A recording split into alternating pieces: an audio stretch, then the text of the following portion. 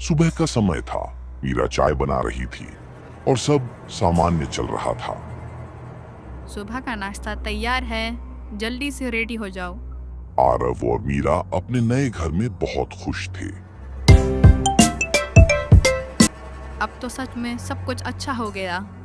हाँ, अब कोई डर नहीं है। आरव मुस्कुराते हुए मीरा को देखता है और दोनों अपने अपने कामों में व्यस्त हो जाते हैं। दिन ढल जाता है, रात होने लगती है। आरव और मीरा रात का खाना खाके अपने रूम में चले जाते हैं। लेकिन जैसे ही घड़ी में रात के 12 बजते हैं, आरव के हाथ पर हल्की सी जलन होना शुरू हो जाती है। काला निशान फिर से हल्का उभरने लगता है और मीरा के चेहरे पर अचानक से एक डर सा झलकने लगता है।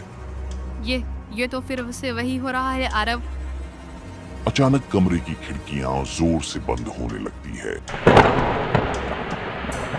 धुएं के बीच लाल साड़ी वाली आत्मा प्रकट होती है, लेकिन इस बार उसका चेहरा गुस्से से नहीं, दर्द और शिकायत से भरा था। तुम खुश हो सकते हो, लेकिन मेरा सच अभी अधूरा है। कौन सा सच? कमरा में अंधेरा हो जाता है और फ्लैशबैक शुरू होता है। दूल्हा घबराया हुआ था। असल में दूल्हे को पता चला था कि दुल्हन के नाम पर हवेली की सारी जायदाद है। अगर वो जिंदा रही तो हवेली तुम्हारी कभी नहीं होगी आरव। लालच और डर में आकर दूल्हे के मन में लालच जाग गया, जिसके बाद दूल्हा अपनी दुल्हन को मारकर वहां से फरार हो गया।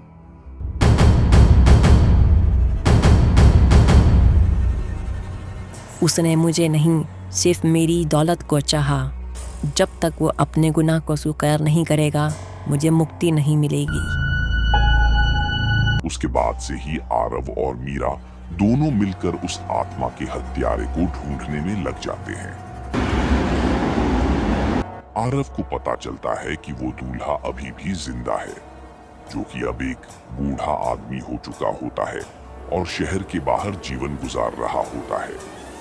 किसी न किसी तरह से आरव और मीरा उसे ढूंढ ही लेते हैं और उससे सच उगलवाने की कोशिश करते हैं।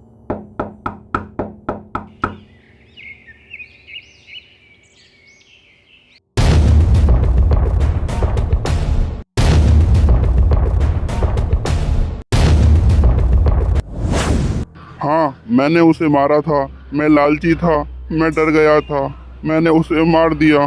मीरा लाइव वीडियो शुरू कर देती है। बूढ़ा सबके सामने गुनाह कबूल करता है। सारे लोग ये देखकर शॉक्ड हो जाते हैं और जिसके बाद पुलिस उसे गिरफ्तार कर लेती है।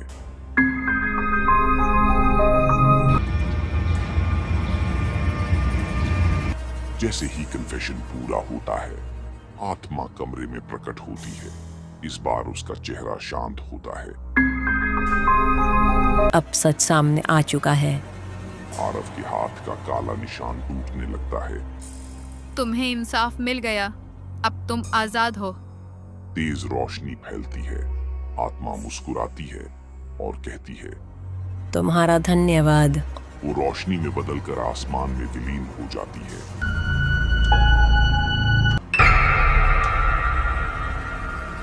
30 साल पुरानी दुल्हन की हत्या का सच आया सामने।